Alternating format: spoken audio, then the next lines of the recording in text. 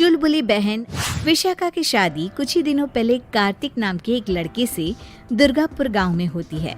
विशाखा अपने ससुराल में बहुत खुश होती है।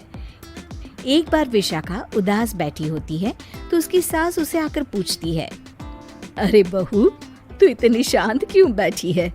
क्या हुआ बेटा? कुछ नहीं माँ जी, घर की याद आ रही थी।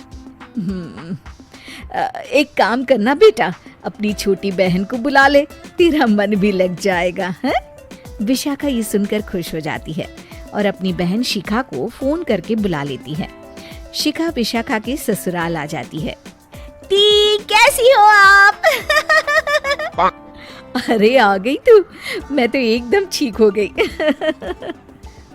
शिखा पूरे परिवार से मिलती है। नमस्ते जीजू, कैसे हो आप? अरे बढ़िया बढ़िया, तुम बताओ। अरे कुछ नहीं जीजू। अरे आपकी शर्ट पर कॉकरोच है? कहाँ है? सॉरी जीजा जी। शिखा, आते ही तूने शैतानी शुरू कर दी, चल कमरे में। अगले दिन विशाखा रसोई में खाना बना रही होती है और तभी वहाँ शिखा आकर उसे पीछे से डरा देती है। विशाखा डर जाती है और शिखा हंस पड़ती है। तू पागल है क्या शिखा? अभी मेरे हाथ से सब्जी गिर जाती ना। अरे दी, आपको क्या हो गया है? शादी से पहले तो कितनी मस्ती करती थी और अब एकदम बोरिंग हो गई हैं आप। ऐसा कुछ नहीं है शिखा, वो तो शिखा, चूहा कहाँ है? दीदी दीदी दीदी दीदी, मुझे चूहे से बहुत डर लगता है। कहाँ है चूहा? देखा शिखा, मैं कुछ भी नहीं भूली, मस्ती करना भी नहीं। सच में दीदी, आपने तो डरा ही दिया था मुझे। दोनों बहनें आपस में बात कर रही होती है, तभी शिखा को एक आइडिया आता है। दी, क्यों ना आज हम इन सबको डराए? नहीं नहीं शिखा, ये मेरा ससुराल है, यहाँ लोग मजाक में नहीं लेंगे तुम्हारी बात को। अरे दी, तुम भी ना कितना सोचती हो। रात में जब सब सो रहे होते हैं कि अचानक से विशाखा की सास को पायल की आवाज सुनाई देती है। वो आंगन में आकर देखती है तो आवाज आना बंद हो जाती है। अरे कौन है इतनी रात को? वो जैसे ही मुड़ती है तो देखती है कि सफेद साड़ी में एक औरत घूम रही है। वो डर जाती है और भागकर अपने कमरे में चली जाती है। वो औरत और कोई नहीं पर शिखा होती है। सास को डरा हुआ देख शिखा जोर जोर से हंसने लगती है।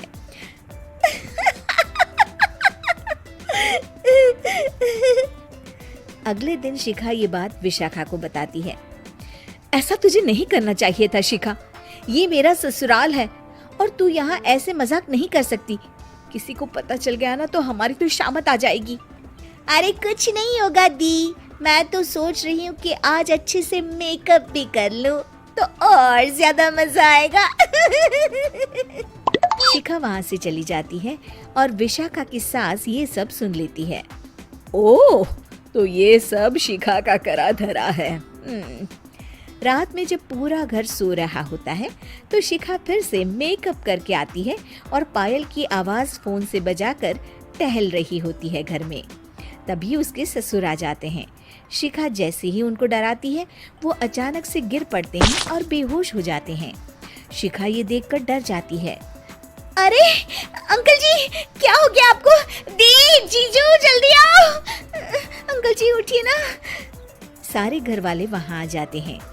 अरे पापा, क्या हो गया आपको? क्या हुआ शिखा, ये बेहोश कैसे हो गए? अरे तूने डराया क्या इन्हें ये चुड़ैल जैसा मेकअप करके? हैं? आंटी जी, मैं तो बस मजाक कर रही थी, मुझे नहीं पता था कि अंकल इतना ज्यादा शॉक्ड हो जाएंगे। तुझे पता है ये दिल के मरीज है। हे भगवान, इन्हें तो दिल का दौरा पड़ गया है। शिखा घबरा जाती है। क्या दिल का दौरा? तेरी वजह से आज इनकी ये हालत है। इन्हें कुछ भी हुआ ना तो तू जेल जाएगी, समझी? शिखा रोने लगती है। नहीं नहीं आंटी जी, ऐसा मत बोलिए, अंकल को कुछ नहीं होगा। तभी ससुर को छींक आने वाली होती है। वो छींक रोकने की कोशिश करते हैं, लेकिन फिर भी उन्हें छींक आ जाती है और उनकी आंख खुल जाती है। अंकल, आप ठीक तो है ना अंकल? ससुर और सास हंसने लगते हैं। क्यों बेटा, सिर्फ तुम्हें ही मजाक करना आता है क्या? है तो क्या पापा बेहोश नहीं हुए थे? अरे नहीं नहीं, मैंने ही प्लान बनाया था ये। पर क्यों माँ? क्योंकि विशाखा को लगता है कि ये उसका ससुराल है, उन्हें ऐसी मजाक वाली बातें पसंद नहीं आएगी। पर उन्हें ये नहीं पता कि अगर ये दोनों बहनें शेर हैं तो हम भी सवा शेर हैं। ये तो बिल्कुल सही कहा आपने आंटी जी।